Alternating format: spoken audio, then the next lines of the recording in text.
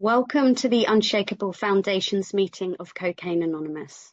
This is a main share meeting and is today with great pleasure and much gratitude that we welcome Lavelle, who has come to share on the topic, Am I Willing to Grow Along Spiritual Lines? This will be up for 40 minutes, after which we will open up for question and A portion of the meeting. Lavelle, it's over to you, please. Man, I don't know about you guys, but thank you, Tanya. Like her voice is just so soothing and like really. And anyway, I'm Lavelle Deshawn Senior. I'm a drug addict, and alcoholic, and anything else that helps me to escape reality. And I was joking with Young the other day. He texted me and he said, "Do you have an idea of a topic that you want?" And send it to me. And I've watched Young. Sorry about that. I've watched Young around here, and I've listened to him. And instead of me trying to go through our literature and find something myself, or come up with something spiritually, something said, "Ask him." So. And to me, the people that are around me speak more to what I've done and how I'm changing spiritually than I can ever tell you guys. I believe that. Because I can't grade my own paper. I've been trying to, right? That's the reason I continuously have problems with personal relationship. I stay a prey to misery and depression. And when he came up with this and said, am I not willing to grow along spiritual lines? Am I willing? Wow. Your mama, right? like I just want to curse you out, but don't let me talk about, is anybody else willing? Let me talk about how everybody else needs to change. Let me talk about you came right from something my sponsor would say. Not is everybody else willing. Am I willing? One of the things I can tell you that I'm continuously learning is that talking about spiritual principles, teaching people spiritual principles, doesn't work unless I'm practicing spiritual. I could sponsor 1 million people. I can chair 1 million meetings. I can talk about the big book and 12 and 12 all day long. But am I willing?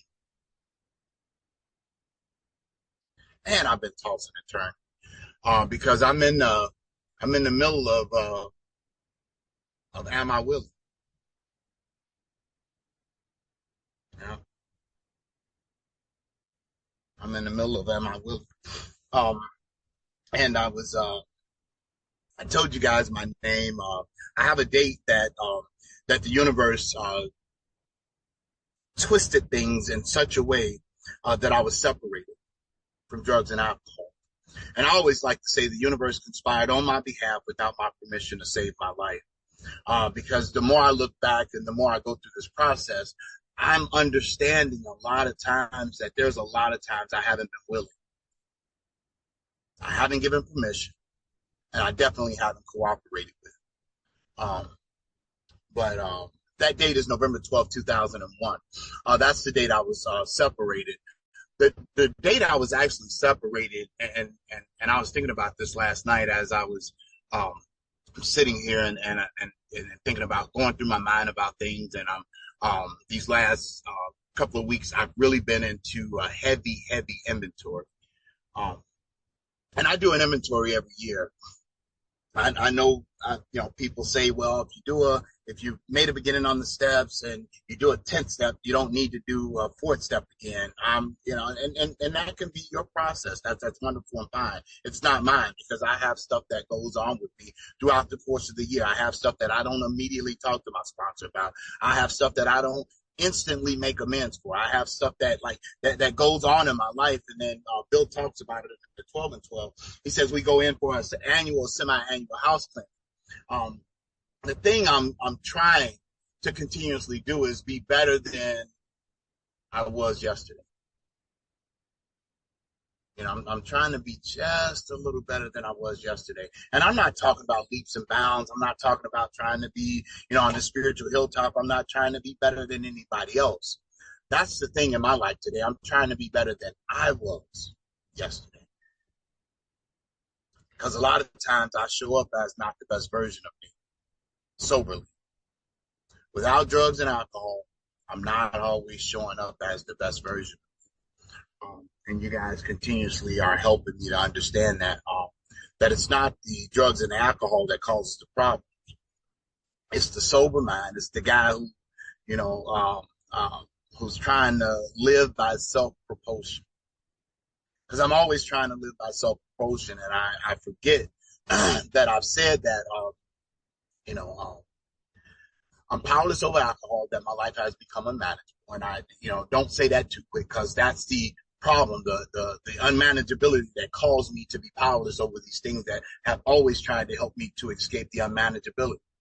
See, when I'm in the middle of the unmanageability, when my life seems to be twisted upside down, when I'm worried about how the bills are going to get paid, when I'm worried about how I'm damaging relationships, when I'm worried about how I look at it, when I'm always worried, when I'm always twisted upside down, when my spirit's twisted and I'm having these things go through my mind and my emotions conspire together and they say, hey, let's escape. Right? Calgon, take me away. Right? And that's what I'm always looking for. That's how I got here, sisters and brothers like you. I got here because I was always trying to escape reality. I was trying not to feel the way that I was feeling when I made these decisions. That sometimes I'm getting better at not making today. And it's not always easy. And I don't, so and my mind's all over the place right now, Young, and especially, like I said, when you sent me that, because I don't have a scripted thing in my head that I like to talk about. I have a thing in my head that I try and talk about what's going on in the moment. I do have some things that I go back and I let you guys know that, because if somebody came here and just told me, well, I don't get high, I don't drink anymore, I put the pipe down, I take the check home, and everything's wonderful. I'm like, yeah, he's lying, right? Right? Because sometimes the confusion can be that now that the plug has been put in the jug, now that I put the pipe down, I'm no longer shooting dope in my arms, that now that everything is wonderful and happy and just. And it's not like that in my life. I get caught up in those moments where, 11 step into 12 and 12 says, even when the hand of God seems heavy or unjust. Because sometimes in my life, it seems that the hand of God is heavy and unjust. And I can't get into those. I hear the cautionary tales about people getting resentments toward God and hating and getting. But I have to, and I don't quote the big book or the 12 and 12 to be impressive to anybody. Sometimes that's the confusion that people get. I'm one of those. I need the information continuously. Because I'll get in the middle of that strange mental blank spot. Like I'll get in the middle of, and not with drinking. Like I'm convinced that because of the way my life was lived, I'm convinced that I can't drink or get high anymore. I've had a lot of stuff happen to me. It's a guy that from Chicago. He always says, "I don't care who knows it, as long as I don't forget it." And I'm a little different because of, and I say my full name when I'm in these meetings, and because I don't want to be anonymous to sisters and brothers like you. Like anonymity is a level of press, radio, and films. I'm not trying to hide from you guys, but I do care who know it. Because I deal in business sometimes where they might have had some dealings with somebody in their family or somebody else that's an alcoholic or a drug addict, and they have this perceived idea. So I care who knows it. But because of what has happened to me in my life, I'll never forget it. I've had some things happen to me, and I'm gonna tell you guys a few of the things really quick that happened to me. The big book says that tell them exactly what happened to you and stress the spiritual feature freely. So, I hear people talk about drunken laws. It's not a drunken law. It's my experience. It's the things that happened to me. It's the things that made my life totally unmanageable after the unmanageability I had already created. Um, so some of the things that happened, growing up, I was a little spoiled kid. I always had a great time. I didn't have a horrible childhood. I had wonderful people around me. I had a great, huge family. But something happened at the age of 7. My father was murdered. I can't sit here and tell you that I remember having this overwhelming feeling of sadness, because the only time that I did know that I had some experience with understanding what the loss was when I saw my mother crying about my grandmother telling her that my father had been murdered.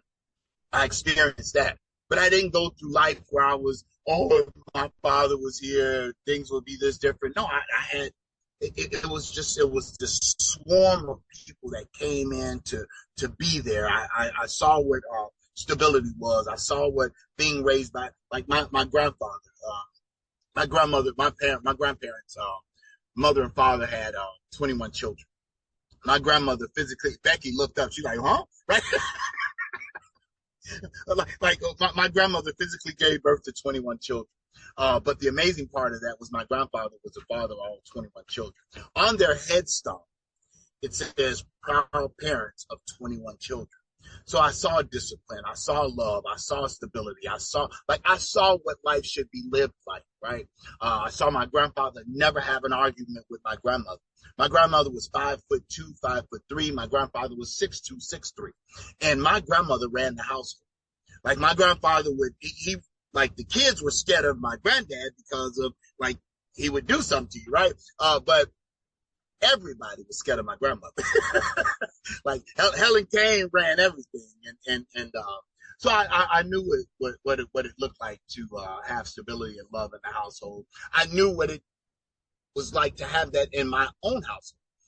Even though my father was murdered, my stepdad was there, and I say stepdad for the purpose of the understanding of there was still a man in the household, and he was we didn't miss a beat.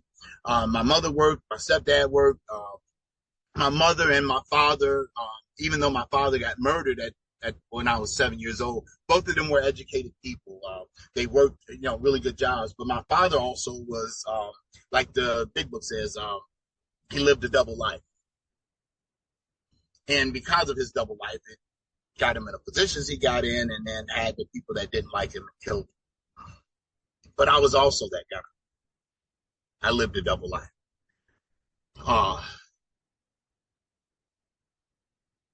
The alcoholic is very much the actor. He enjoys a reputation, and his heart he know he doesn't deserve.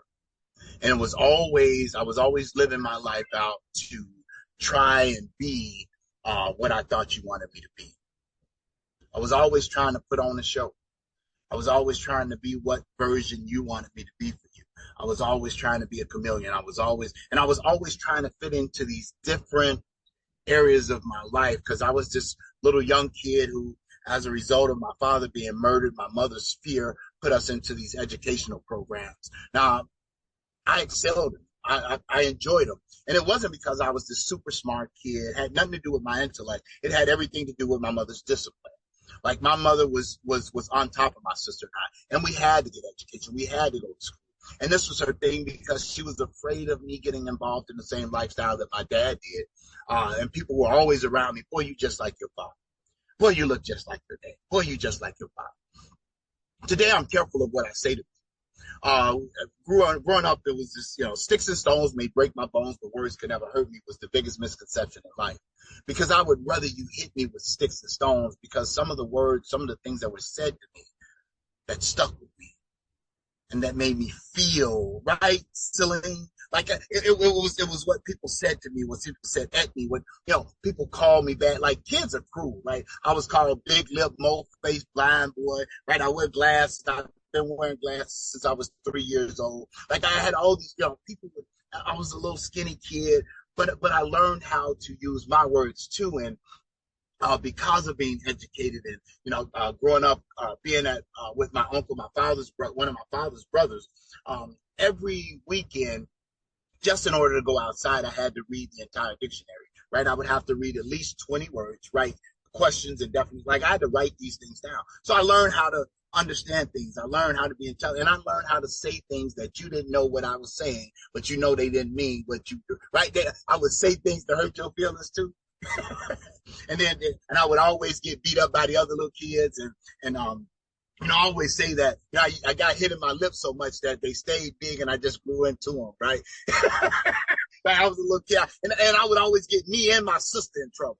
I remember one time my mouth was so atrocious. My sister and I, we were riding.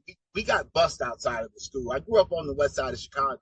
And my mother just didn't think the school systems was that great in our neighborhood. So she wanted us to go to these outside schools. So we took, back then you could take a test. And if you tested well, you can get, you get in these programs and go to these schools. And my sister and I both, we were able to go to this outside school. But on the school bus, it just wasn't us going to this one school. We had other kids going to other schools, right? And we would get on this bus, and there was this one kid named Miguel.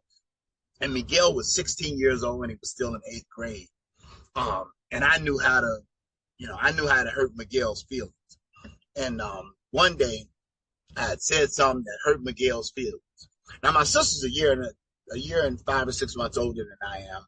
And she always protected her little brother. Like my sister always protected her little brother.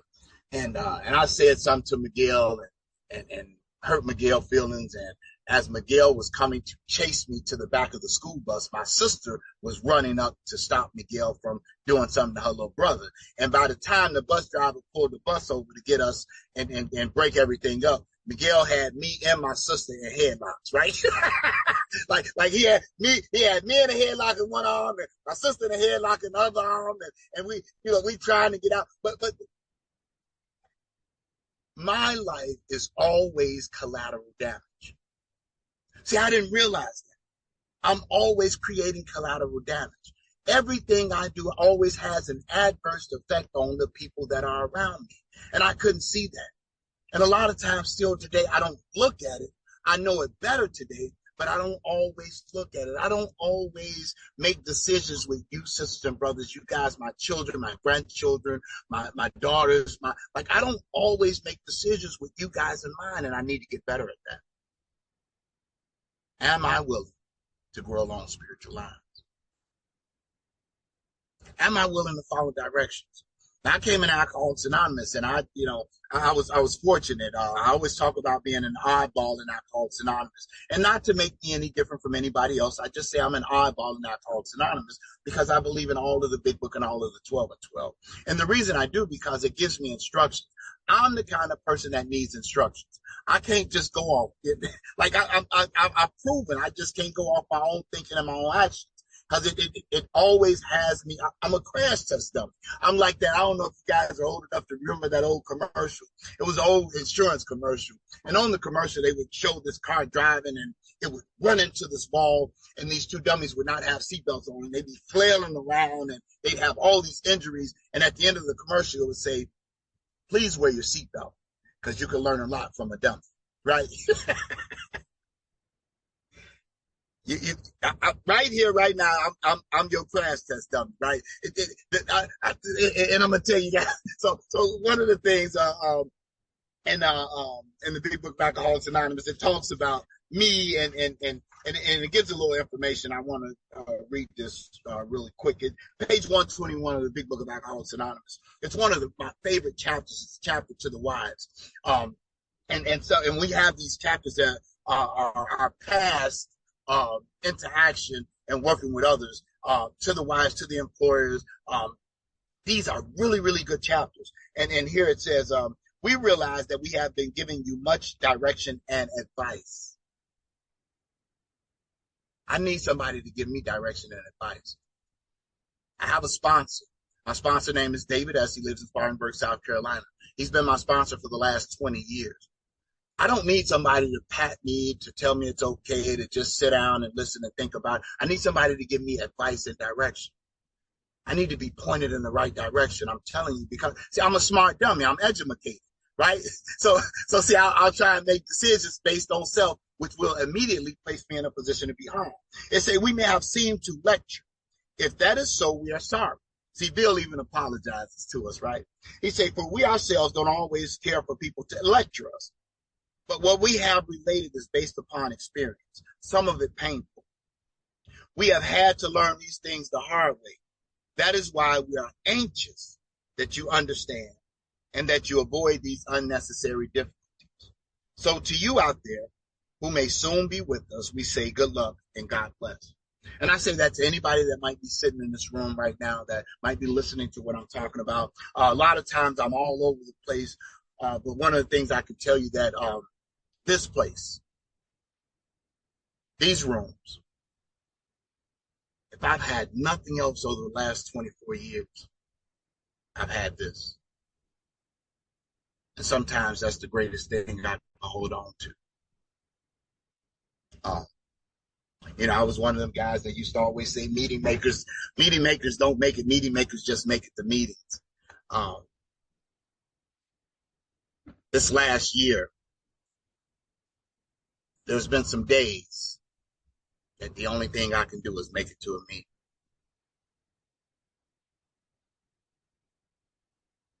I haven't been the best version of me. I haven't been the best version of anything to show up in the rooms of Alcoholics Anonymous or Cocaine Anonymous. I haven't been a great example. I haven't even been a good example. The only thing some days I've been able to do is just show up. Am I willing? Right. Just recently, I had the unfortunate experience to have to turn myself in to the authorities. And I spent some time in jail. It ended up being less time than what even I was supposed to.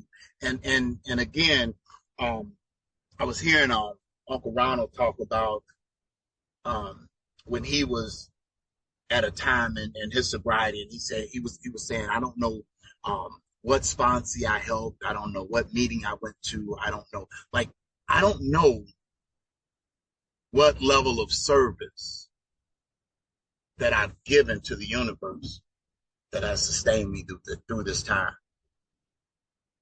And then I know it's been a lot of people. Uncle Ralph is on here right now.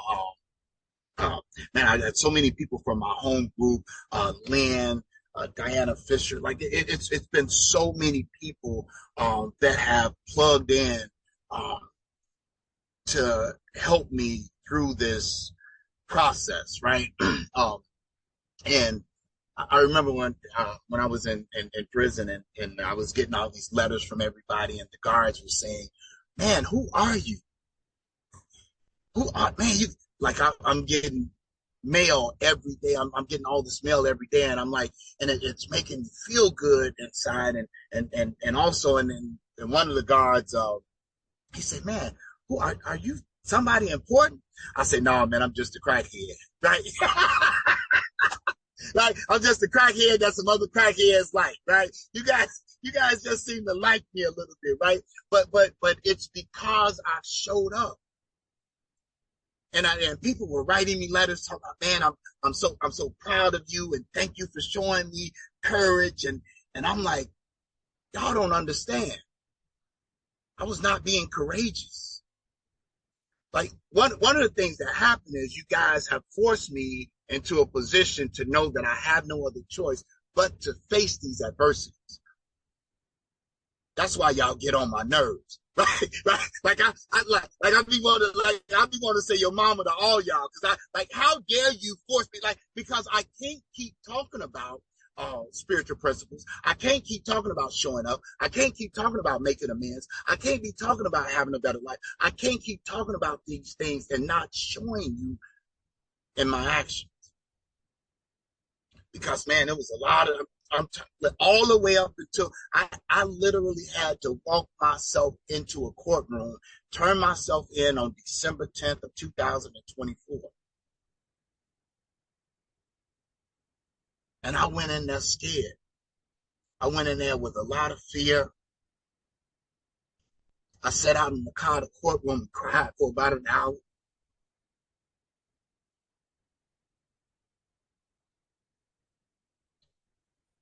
Man, I didn't want to go to jail. And you know, people talk about, man, I'm so proud of you. And I'm like, man, and then somebody said, man, God don't give us back. God give his battles to the strongest soldiers. I don't want to be strong, right? like let somebody else get it. Like give somebody else a turn. Like I'm all right, God. Haven't you see all this other stuff that I've been doing? Like, look, I'm doing stuff. I'm having like give somebody else a turn. I'm good. I understand, right? you know. But then going back to that inventory. Made decisions based on self, which later placed me in a position to be hurt. And it's not just me. So I don't, let me tell you guys, one of the things that is starting to happen in my life is I'm not here and staying clean and sober because of me. Now, let me get this.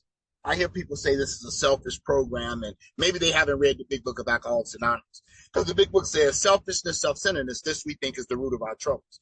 This is not a selfish program. It's a selfless program. Page 20 says it's the constant thought of others and how we can help meet their needs. Like I've always got to be thinking about the thing that has me in these uncomfortable positions, the things that has me feeling like I'm less than, the things that have me feeling like I don't deserve the love, the things that have me feeling like I don't deserve the compassion, the understanding, the things that have me feeling like that because I feel like I've been a failure.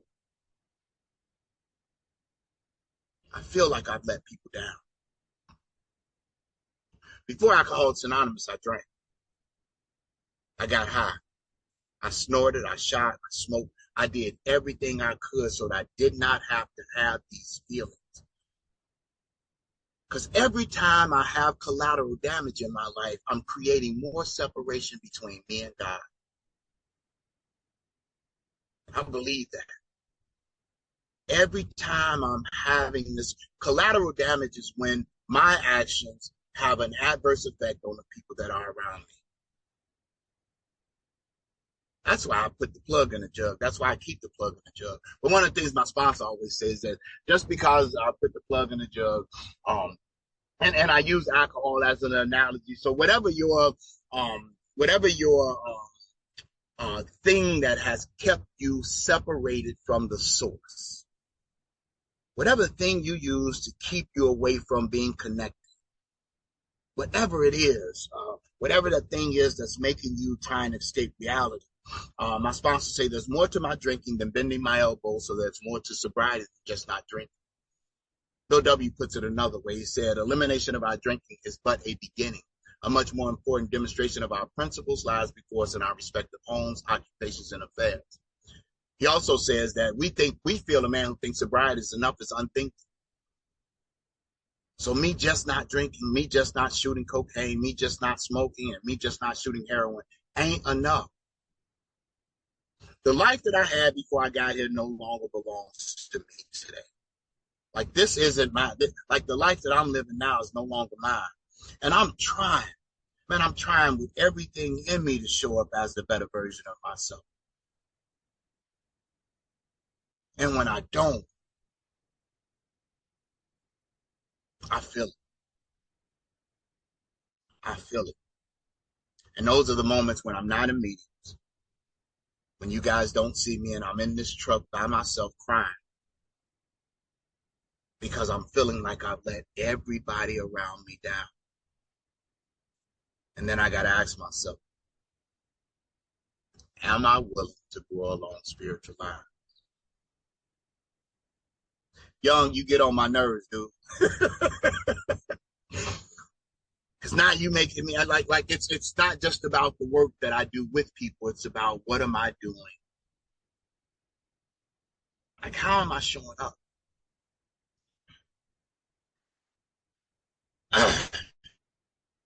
2 weeks ago, well, the end of June, getting around to the end of June, some things started to transpire. Before I went away, I had saved a few bucks, and I was able to make sure that rent was paid, phone bills were paid, stuff was taken care of until I kind of got a job and got on my feet and got back, because I'm the guy that normally I'm right back into stuff. Like I'm educated, right? I'm a smart dummy, right? Things happen for me quick, right? I'm marketable. I know how to do things. And usually things happen for me really quick and I get right back into the stream of life.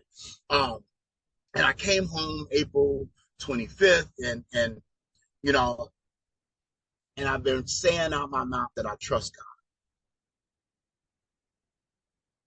I've been saying out my mouth that I trust God. And I have to keep saying out of my mouth that I trust God.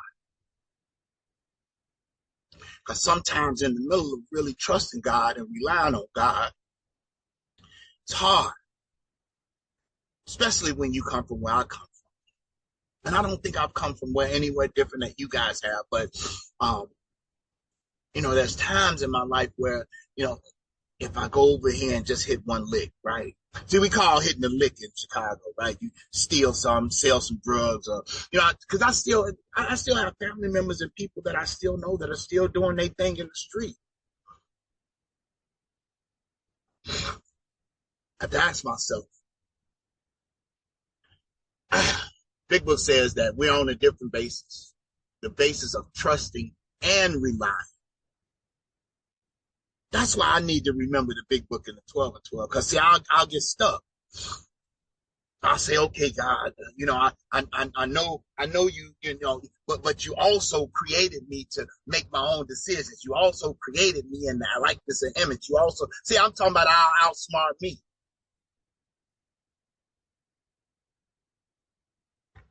And I started seeing the bank account get lower and lower. And I'm hearing in my butt, do you still trust me? I say, but you see, I'm running out of money, right? But you still trust me. You know the rent got to be paid in July, right? Do you still trust me? My phone bill is behind. Do you still trust me? I'm getting low on food. Do you still trust me? I said, do you hear me?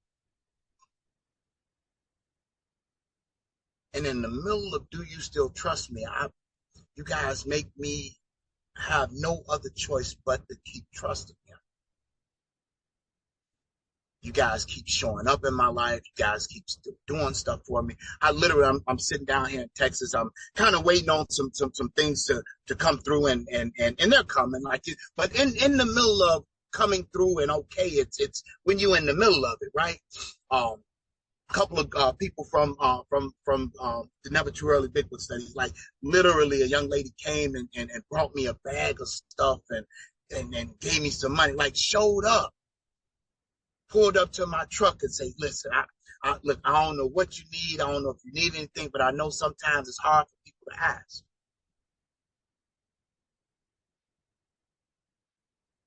Because I'm the guy, I like to be the helper. I don't like you to know that I need help. Because then I'm being weak.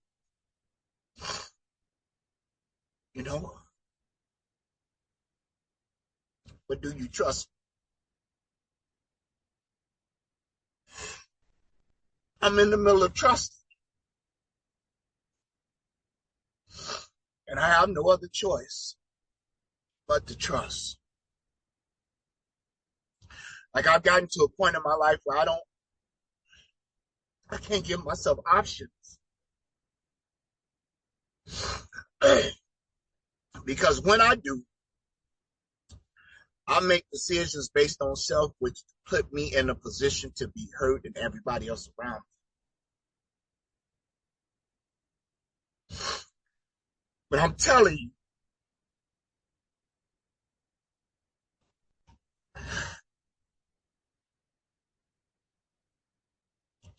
in the middle of trusting don't feel good. But it's not a feel-good program. It's to make better decisions so that I don't have to feel bad program. Man, I don't know where this stuff coming from.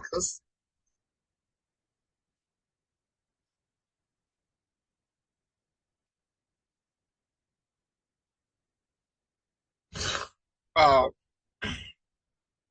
I know it's going to be all right. I'm not confused about it because I've seen examples, so I'm not confused about that. But it's just like I say, it's in the middle of being okay. Um, 12 and 12 says there's a direct linkage among self-examination, meditation, and prayer. Taken separately, these practices can bring much relief and benefit. But when they're logically interwoven and related, they result in an unshakable foundation for life. I believe that I've been kind of set in the middle of nowhere with no noise around me, nothing else to distract me, to make sure that the universe lets me know that I have to have an unshakable foundation for life. Oh,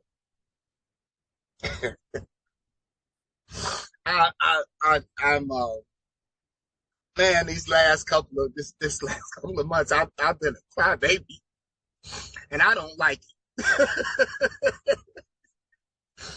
I don't like it. Because this is not.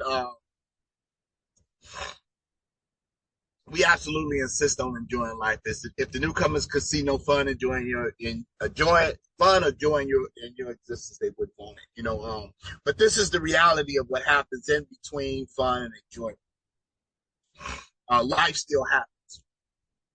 So just because we're here, just because I've made it to this point, it doesn't mean that I still have to force life to happen in a bad way, but it does mean that life happens. But in the middle of life happening, I can come to you guys. Well, there's a thing that my sponsor gave me to say, and I've lost so much of what was in my head and mind young, and my apologies, but it's just this is it right now. Yeah, this is it. This meeting maker has made it to a meeting. Yeah. And I thank you guys for loving me, for allowing me to make it.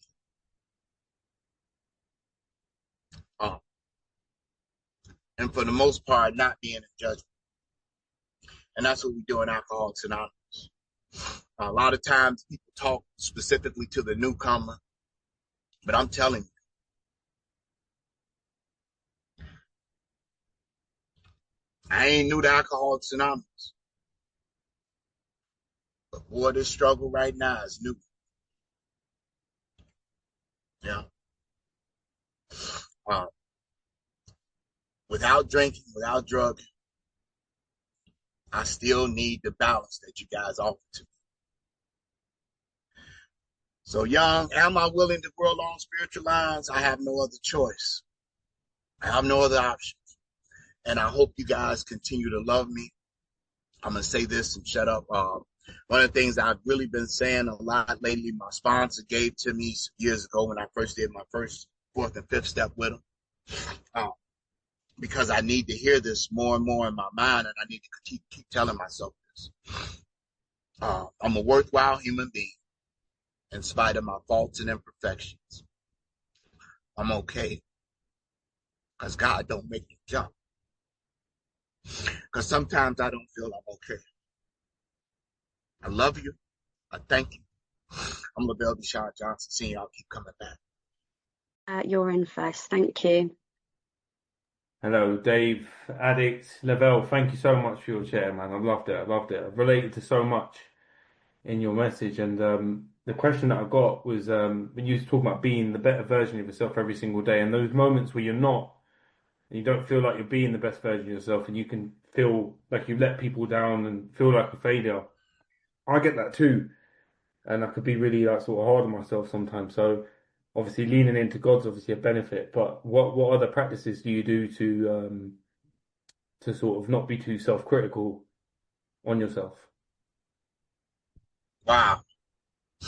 Um, that's hard. Um, because I think I'm my own worst enemy. I'm my own worst critic, and I was raised in a house where my mother would always tell us, you're responsible for the actions that you take. Now, what am I doing today to get away from that? Um, I'm like I don't have a whole lot of other stuff. Like I read a lot of other material. I read a lot of other philosophical books and stuff like that. Um, but the bigger part I read and I continuously try and consciousness is looking the 12 and 12, and I just have to be honest about that. And that might not be what works for everybody. And I know that. In working with others, it says if your man thinks he can find some other spiritual approach, encourage him to do so. And I do that with the people that I sponsor. I encourage them to, whether it's church, temple, the mosque. I sponsor a lot of people who believe in a lot of different faiths. But when I'm in that strange mental blank spot, sometimes I only have a little things to hold on to, and that's information that I read, and it seems to help me right now. It seems to continue to help me, and I know my mind is going, sometimes get all over the place, and that's the wonderful thing about keep coming back, keep showing up, because I hear other people that say, hey, this happened to me. I thought like this, I felt like that, and this is what changed. This is what, and that's the things I listen to. So I hope I answered your questions, but it's a continual practice, Dave. Thank you. Thank you for your question, Dave. And Ross, you're on up next.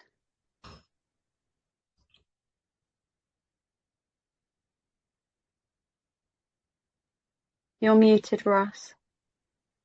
You missed the best part. Thanks for taking the meeting, Isaac and Young, and thank you for that share, Lavelle. I noticed a switch where you went from talking from the head to talking from the heart, and it just got really powerful, man. It was beautiful. Thank you. Yeah, there was lots that I took from that, but the question is there a specific part of the book, either 12 or 12 or Big Book, that you kind of find yourself back reading when you find yourself slipping from the spiritual growth or anything like that? That's the question. Yes. So I love the Prayer of St. Francis on page 99 of 12 and 12. I read that 3 times a day, and I've been doing that for 20 plus years. And I still do that every day. Then there's page 87 through 88. Those are things that I try and continuously have in my memory.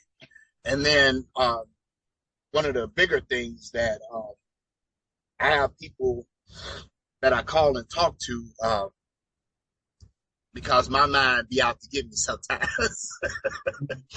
So I have a lot of people, and let me not lie. I have a handful of people because I don't have a lot of people because sometimes you can get a lot of different information.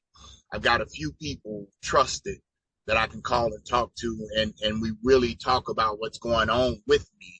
And then they give me stuff to do. And I don't just go off on my own. And like I said, since I've been here, like there's several people that have like literally reached out to, hey, what do you need if you need, and I'm still the kind of like, oh, I'm okay, knowing my butt hanging out, right? But find people who are really talking about life-changing information and not just about where they're at. And that's the direction for me. Thank you. Thank you for Thanks, your Ross. question. And Becca, if you can come in, please. Hi, thank you, Becca. The hug Bell back of the yard to the back of a truck. All right. I wasn't gonna ask this, But I believe my question as well as your response, there's more to be revealed about it. So I put my hand up, and my question is, so you did go from, speaking from your mind and then your heart. And that's kind of, I speak about where I'm in the moment. It's not like a scripted thing. That doesn't work for me because I'm too educated too. So has there ever, actually, let me rephrase that. Can you remember the last time that you weren't able to get onto exactly the track that you're supposed to be on to deliver the message that you needed, that you were supposed to have delivered that day? Does that make sense? Because I heard you today. I heard you last time. I heard you every time you spoke. And it's not been quite the same message, but I know it was exactly the one you were supposed to deliver. But when I try to guide it, I end up, So can you remember the last time you tried to deliver your message instead of the message? Did it work out for you? Yes, I can. I see. I'm critical, right? Because I'm that scientific guy. I was speaking at a convention. It was 2013, and I got up to speak, and I had all this scripted stuff that I was gonna say, and I was a mumbling, bumbling fool. Like I was worse than I was today, right? And I was steady saying and yeah and I remember that specifically because that particular day I had so much stuff going on and I never took time out to pray. Yeah. So today before and I might laugh and joke and stuff all on the meeting, but before I've gotten on the meeting, I've always took time out and I say the 7-step prayer every time before I speak. Because I don't think I'm the greatest thing, right? So I ask God to take me good and bad and don't let my defects stand in the way of his usefulness. So I'm sure there's some other times that I've been horrible, but that's the time that's stuck in my head. Thanks, Becca. Thank you for your question. And Young, come on in. No, don't let Young come in. Young the one made me cry.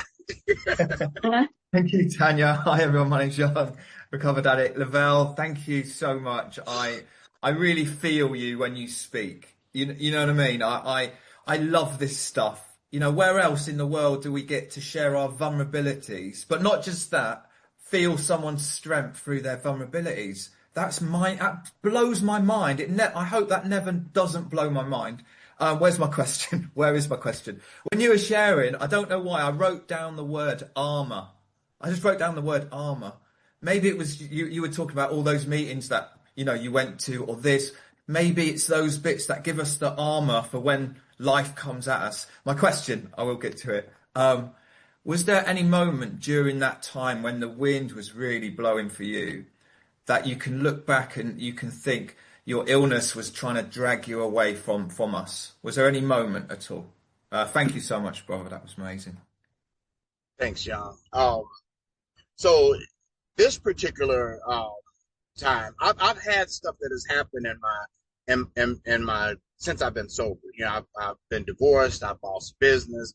Like I've had stuff happen to me. So this particular time, I leaned in a lot more, like Uncle Ralph always talks about. I leaned in a lot more because in 2008, I was on the side of a bridge in Chicago ready to kill myself. So like I really was getting ready to end it all.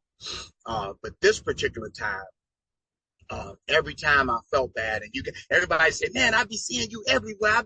I see you all over the place. And I'm like, y'all don't know. I need you guys. Like I'm at meetings, and I'm listen, if nobody else is grateful for Zoom, I am. And in the beginning of Zoom, I was like, I don't know, even though I was traveling all over, I was still stopping from city to city to make meetings. And when Zoom first came in, I'm like, I don't know how this is going to work out. And my sponsor, who gets on my nerves, he said, this sounds like contempt prior to investigation, Lavelle. and I started making Zoom meetings. And there's been a lot of times you guys might not see my face, you guys might not, and I'm in meetings. I'm listening. I'm listening because I know for a fact I can't lead. And I keep hearing, like my Uncle Reggie talks about, cautionary tales about how he disconnected from Alcoholics Anonymous. So no, this time, Lee, the wind has been blowing. Like I've been in tornadoes and hurricanes. Like I've had tsunamis over this last year. But I refuse to let. I'm kicking, scratching. I got my claws in, right? Even with all the pain, I'm holding on. I ain't got no other choice because I hear what happens when you don't hold on. Thank you for your question. Thank you so much. We'll need to reduce question time roughly to about a minute as we're drawing closer to our end time. Isaac, you're in next. Thanks, Tanya. Hi, everyone. I'm Isaac. I'm a recovered addict. Lavelle, thank you so much. You really spoke to me today. Thank you for that. My question, what has your conscious contact with God looked like during the challenges you've been going through over the past kind of 8 months or so? And how do you turn to God in those difficult situations, especially what you were explaining with your experience around jail and stuff? What does the action look like there in turning to God? So I know I sponsor some people that tell me they get on their knees, they open their Bible, they do a lot of other things. I sponsor people who go to the Torah, the Quran. I turn to you guys. And that might sound crazy to somebody, but me and God alone, I'm in trouble.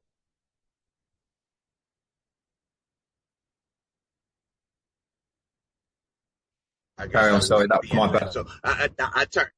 Oh no, I turn into you guys are God with skin, because what comes to me alone is garbled a lot of times. So I need the interaction. I need the voices. I need somebody to tell me when what I'm doing or saying or thinking or acting doesn't make sense. I hope that makes sense. Thank you so much. And Lynn, come on in, please.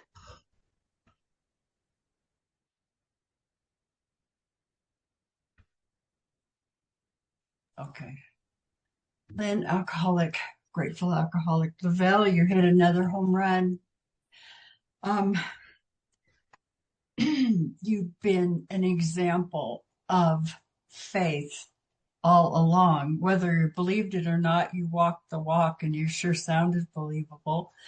And I believe that in your heart of hearts, because you were speaking from the heart today, that God don't make no junk. And I want to know, if somebody came to you in the most dire distress and feeling abandoned by God, what words would you tell them that have just been the most meaningful to your heart?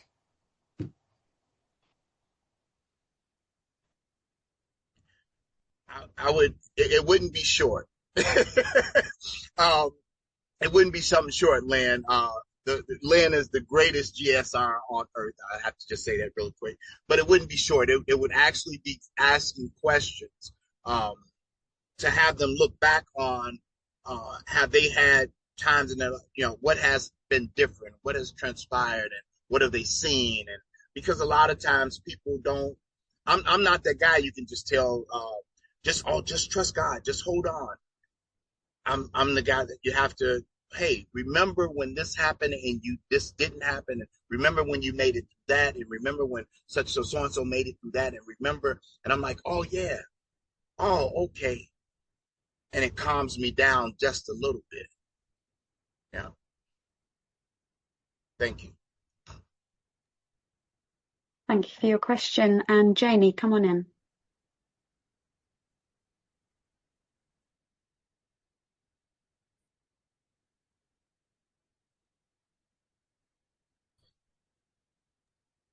Namaste.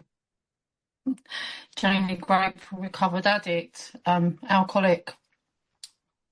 Wow, your honesty really, really spoke to me. Your spirit really, really did something. I'm curious as to, I just wanted to ask this question. It come to me.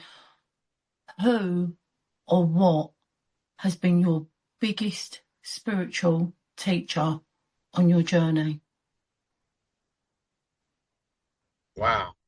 So I have a couple, and right now there's been several throughout my journey. The biggest has been my sponsor. My sponsor has been sober 54 years. He got sober 6 months before I was born. So he's been like my biggest. And I'm not saying this because Uncle Ralph's coming up, but him, Uncle Ronald, Reggie, like just in the last year, have been amazing guides, I came into contact with them right before all the confusion and stuff started to happen. So I had their stories and their information was right fresh in my head. That's the spiritual information. I hope that answers the question. Thank you for your question, Jamie. And Ralph, come on in, please.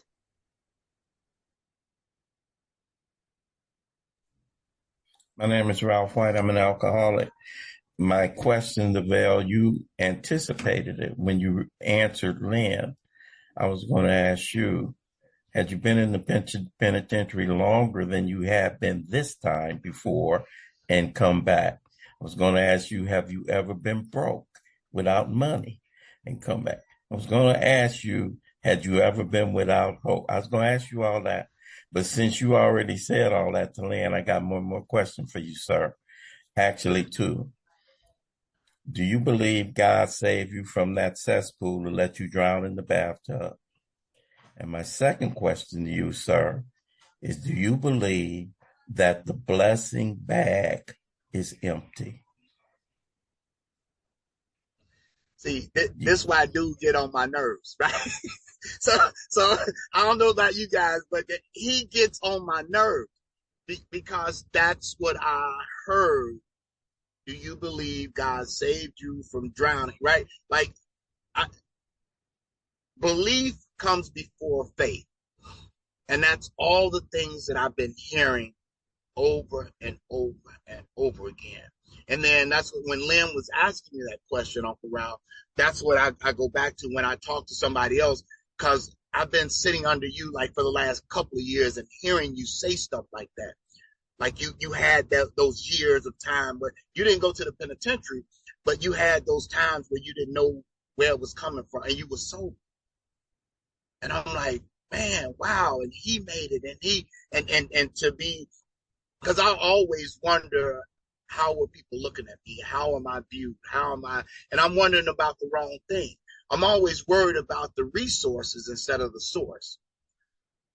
See, I'm always getting confused, but I need people who talk to me, who tell me, who explain to me, and who give me their information and their walk to say, hey, I made it through this, and I'm like, wow, if he made it through that, not always I can, but maybe I can. And then that one day becomes another day, becomes another day, becomes another day.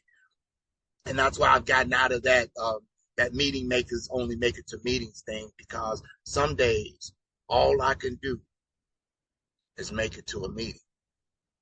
And then I hear somebody say, you think God saved you from this to let you drown in the bathtub. And I'm like, wow.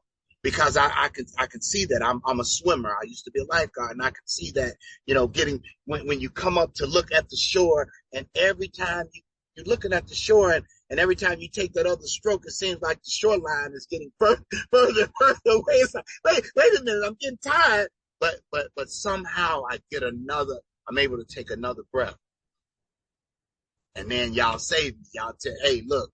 Just be quiet. We know you hungry. We got you. We know you need this. We got you. Like, soon as I came out of jail, Uncle Ralph, I got out April 25th, and I was able to get to Woodstock, Western California, and they made sure I was okay. I didn't have anything to worry about. Like I didn't, and no words were spoken, nothing was said. Uncle Ralph said, "You get here, don't worry about it, I got you." I didn't go home.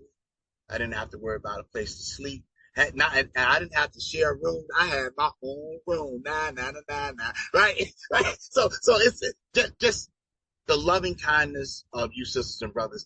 That's why I always say you guys are God to me. Like you guys show me what God is through example. Thank you for that, Uncle Ralph. I love you.